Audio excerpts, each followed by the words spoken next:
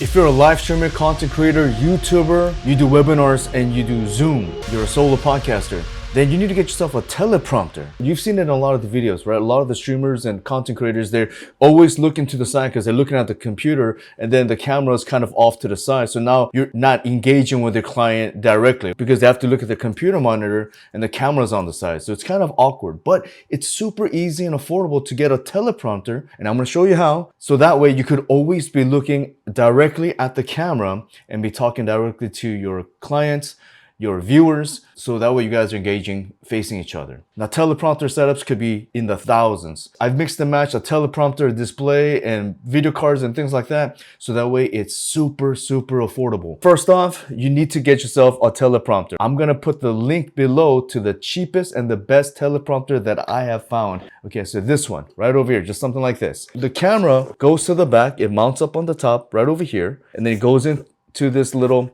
net right here.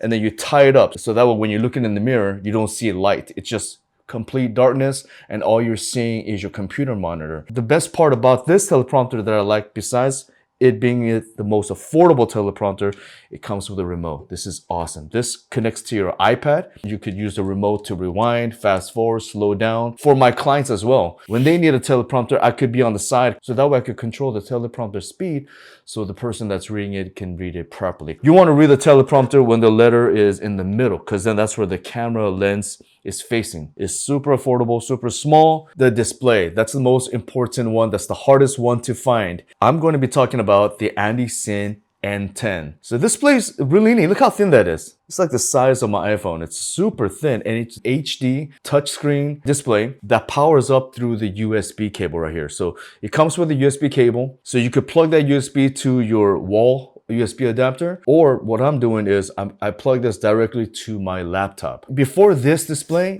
you cannot find any display that'll flip under $500-600 because you need the images to flip for it to work with your teleprompter. So that way, what you're looking at, your computer screen properly. The smallest display that I could find is this one right over here, this Beatronics. Now, this company, Beatronics, they make nothing but displays. It's all for teleprompters, but it's very expensive. After tax, this comes to almost $600. It's a good display, but $600 is a lot. And it is very bulky too. So it kind of sticks out if you put it on a teleprompter. But this Andy-Sin is so thin that it nicely and properly stays on your teleprompter. Cool thing about this display is that you can also use it for your laptop extension display. You could also use it for a Nintendo Switch. If you want to play video games and you're just on the go, then you could just carry this with you, put it in your backpack, and you could pop it out and you got yourself a little display. I have this little battery handle, ZG-Sin battery handle right here, and it's very strong. On top of it having a VESA mount on the back for the universal mount, display mounts.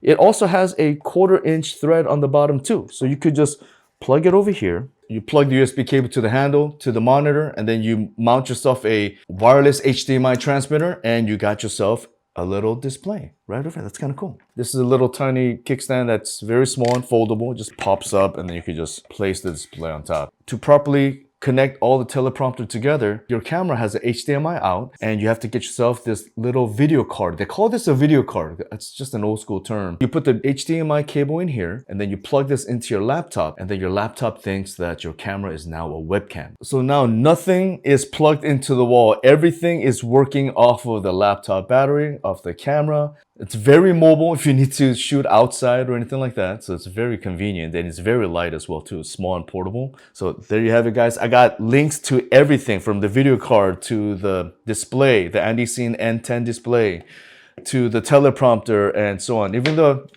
battery handle. So everything that I talked about, I'm going to put the link below.